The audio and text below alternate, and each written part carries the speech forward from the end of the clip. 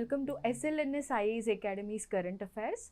This is Pavani Reddy. So let us see the important articles in the current affairs, starting with the first important topic, that is the foreign currency settlement system.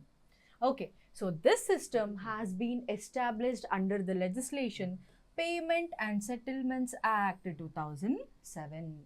So, under this legislation, this system has now been introduced or established. So, who approved it or who authorized it? So, the approval was given by the International Financial Services Centers Authority, IFSCA.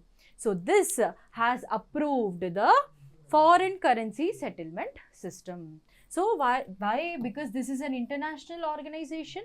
Because this is dealing with the foreign currency, it requires the international authorities' approval. Okay, so what are the key features? So, traditionally, how the foreign currency transactions have been taking place? They are taking place through IFSC banking units.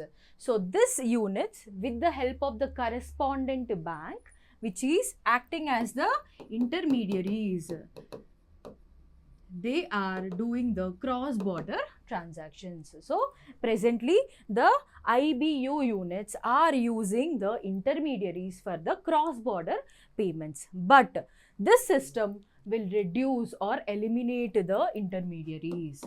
Okay, so thereby what will happen? The foreign currency transactions will be very fast, enabling the market participants to enhance the cross-border transactions or payments with greater speed, reliability and legal certainty. So, since it is bought under the legislation, it is also having the legal certainty. So, that is the importance of this financial or the foreign currency settlement system, right? So, in the system, initially there will be the introduction of the US dollar transactions. Okay, then in the long run, in future course of time, the other foreign currencies like the euros, pounds, etc. will also be included in this system, right? So, who is operating this financial system? It is the So, it is the CCIL IFSC Limited, which is a subsidiary organ of the Clearing Corporation of India Limited. So, the IFSC of the CCIL is dealing or overseeing this financial settlement system. Okay.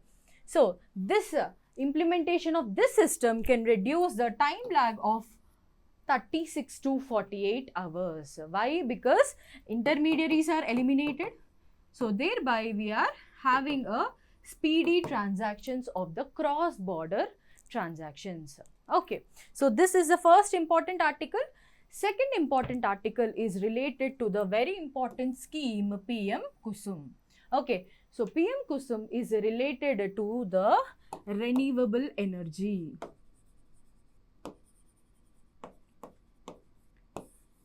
Okay, renewable energy in the farming sector.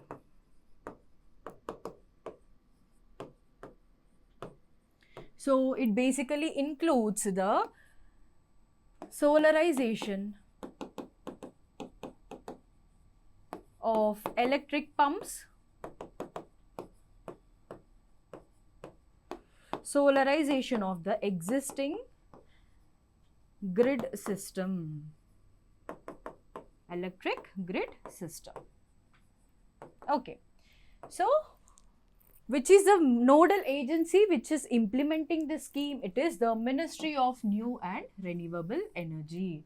So, when does it was launched? In 2012, it was launched with target of increasing solar capacity to the 34,800 megawatts by March 2026. Okay.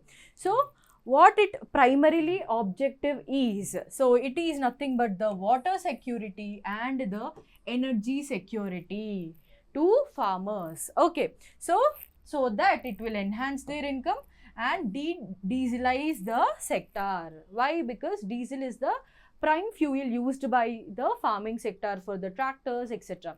So when we are using the solar energy, so it will reduce the amount of cost, input cost, which is spent on the diesel, right? And also it will reduce the environmental pollution. So these are the target or objective of the PM Kusum scheme. So under this, we have the government of India is giving financial subsidies, no? So who are the eligible people? We have the individual farmers, or a group of farmers can also be part of the eligible category, and the FPOs, that is the farmer producer organization, and also the panchayats, the cooperatives, and the water user associations. So these category of people are the eligible persons to avail this PM Kusum scheme. Okay, so the next important article we have related to the plutonium management deposition agreement. Okay, so what is plutonium? So plutonium is a radioactive element which is in the silver gray color. So this is a radioactive element. Okay, so this is being used in the nuclear energy. Okay, so let us see what is this agreement and who are the stakeholders of this agreement. So this is signed in 2000 between the two most important countries, that is the United States and Russia. Okay, so post World War II, there has been Cold War between the US versus USSR, erstwhile USSR, where Russia is the main country of it, right? So these two countries together have signed the agreement in 2000, which came into force in 2011. Okay, so what is this agreement about? So this agreement aims in reducing the huge stockpiles of the weapon grade plutonium. Okay, so what is weapon grade plutonium?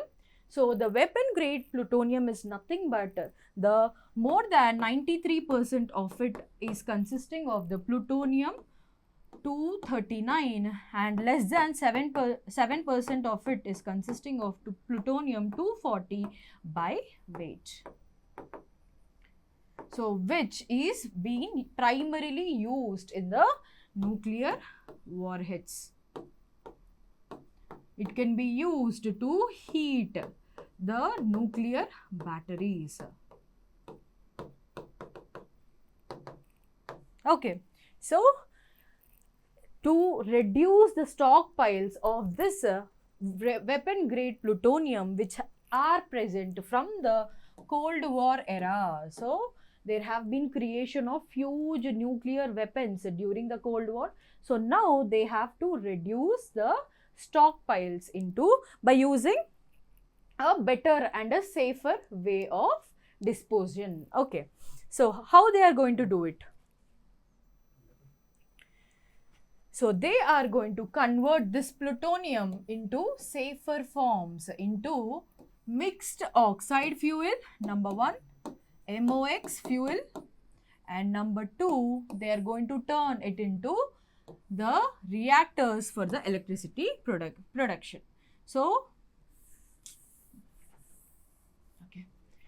how they are going to dispose this weapon grade plutonium into safer forms? So number 1, they are going to change it into MOX fuel, that is the mixed oxide fuel. Okay, or they are going to use in the nuclear reactors for the electricity production. So in this way, they are going to turn the plutonium which is of weapon grade into a very safer forms. Okay, so according to this agreement, the US and the Russia has agreed that they are going to dispose 34 tons of the weapon grade plutonium each. Okay, so each country is going to dispose this much amount of the weapon grade plutonium. Okay, but in Russia in 2016 So, in 2016, what Russia says is it suspended the agreement. Why? Because of the US sanctions on Russia, and also enhancement or enlargement of NATO, that is the North Atlantic Treaty Organization. Okay, expansion of this, and also United States started to dispose this plutonium according to its own wish. Okay, so it is not respecting the agreement. So with these reasons, Russia has suspended the agreement. So this is the one important article which you need to know. The next important one is the Indian Radio Software Architecture Standard. Okay, so this is a standard software. Okay, so this is a standard software related to the radio communication system. Radio communication system.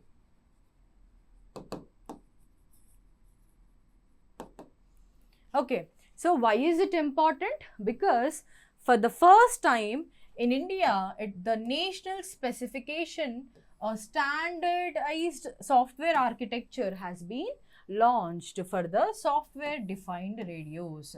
So SDRs, what are software defined radios? So this is very important.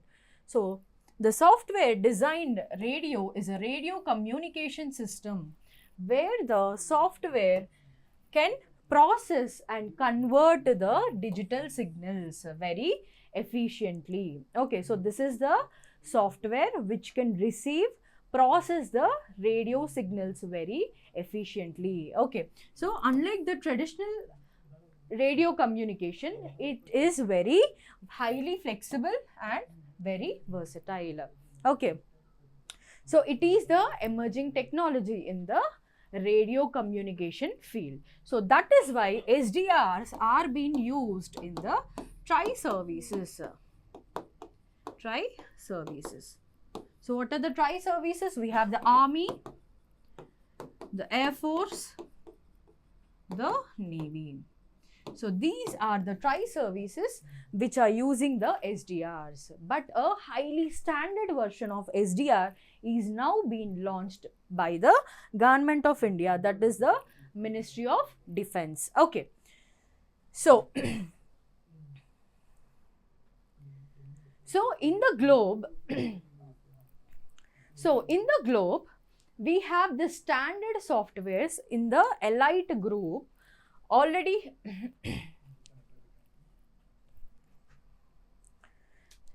So this standard software for efficient radio communication is already present among some important elite countries. What are they? We have the US Software Communication Architecture #1, and Europe's ESOR, and the NATO's STANAG SDR standards. So these nations are also having their own standardized software for the secured, very efficient radio communication.